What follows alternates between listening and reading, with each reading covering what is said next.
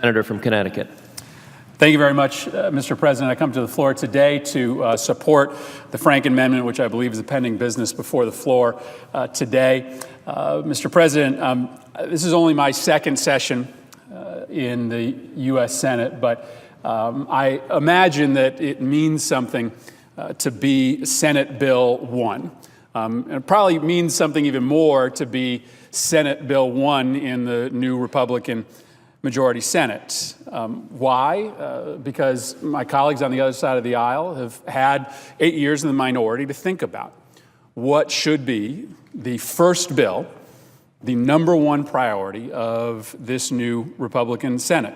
8 years to think about every problem that American families are facing, to vet every possible solution to these problems and decide what is going to be the first bill that we're going to debate to make this country a better place.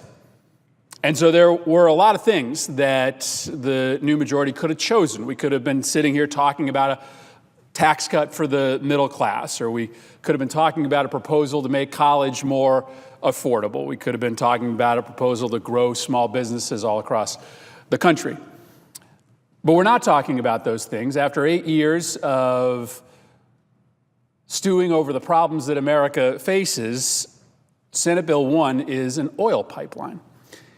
And as my colleagues who are in opposition to the underlying bill have said, this isn't just any oil pipeline. This is a pipeline to ship foreign oil right through the heartland of the United States, most likely on its way to foreign customers. And it's not just any oil. It's the dirtiest oil that you can dream up. Building this pipeline and increasing the development of tar sands in Canada is the pollution equivalent, according to one study, of putting 4 million new cars on North American roads. But not to worry, say many of the proponents of the bill. Admittedly, many dispute some of those underlying studies, but the real point here is jobs, is about creating jobs here in the United States. Mr. President, this is a site familiar to every single American. It's a McDonald's franchise. On average, a McDonald's franchise employs about 30 to 40 people. Now, that's nothing to sneeze at. 30 to 40 people having a job is a big deal. But the United States Senate doesn't normally worry itself with debating the establishment of a new McDonald's franchise. It's a big deal to a local community, but it's not something that necessarily moves the needle in terms of the national economy. And yet the Keystone Pipeline would create the same number of permanent full-time jobs as the average McDonald's franchise. Now, yes, it creates construction jobs. And I don't want to discount the fact that it puts a lot of people to work building the pipeline. But you know what also puts people to work? Building a new high school, building a new rail line, improving our crumbling infrastructure. That puts a lot of people to work as well.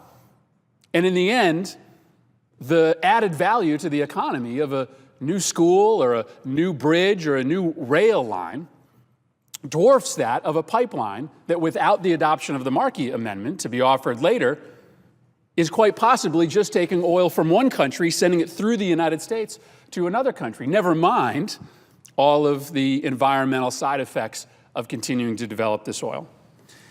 So I'm going to oppose the underlying bill, but I'm here to speak in support of Senator Franken's amendment, because if we are going to approve this pipeline, let's do everything that we can to make sure that even though we're only going to create 40 full-time jobs, that we're creating as many part-time jobs as possible.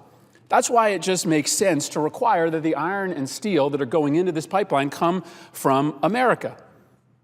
And we know that we need to pass this amendment because Keystone has already promised that half of the steel and half of the iron is going to come from overseas companies.